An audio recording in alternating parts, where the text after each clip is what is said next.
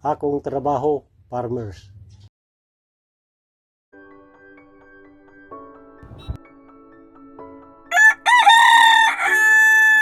Ako si Danilo Patok, nagpuyo sa Purok 6B Aglayan, natao sa January 18, 1959. Nagpangdaron og 65. Kaya pagkabuntag, maguntad ako mga alas 3. Kaya nasa ko kape.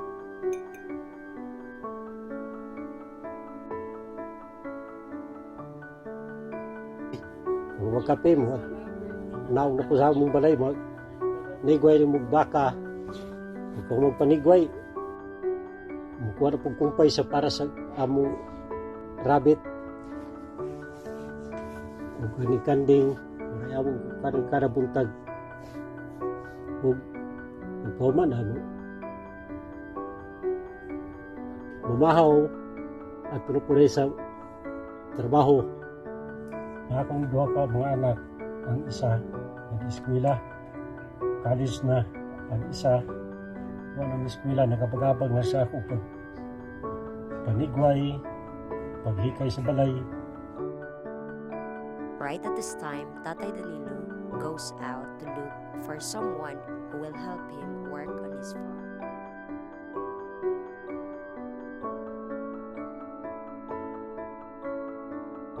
Bukas takin kulit ba?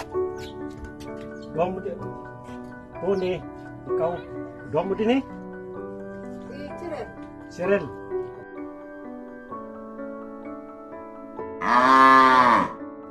Akong asawa at wagay sa abroad kay tungod kay dili makasuportar gining akong pag-umak kay tungod sa akong produkto. Sa pag-edad na akong 17, nasamdan ko sa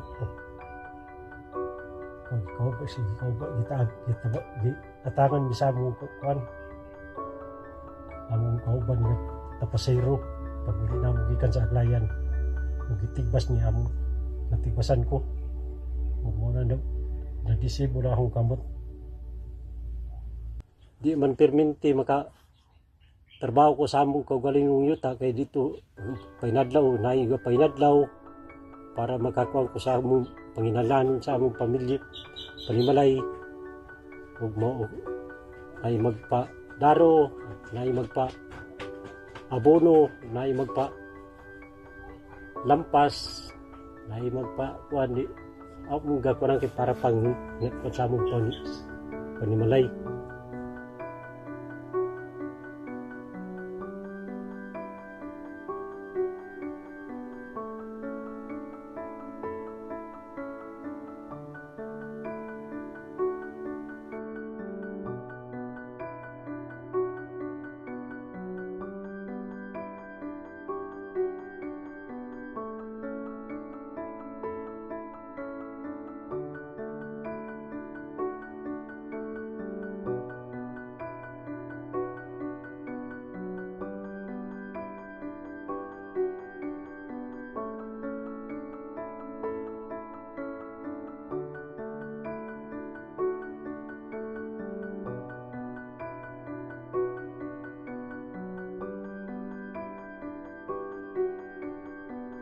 Not everyone is fortunate enough to live the best life. Some people took the risk to work abroad. Some people invest in farming not being sure if they could get extra.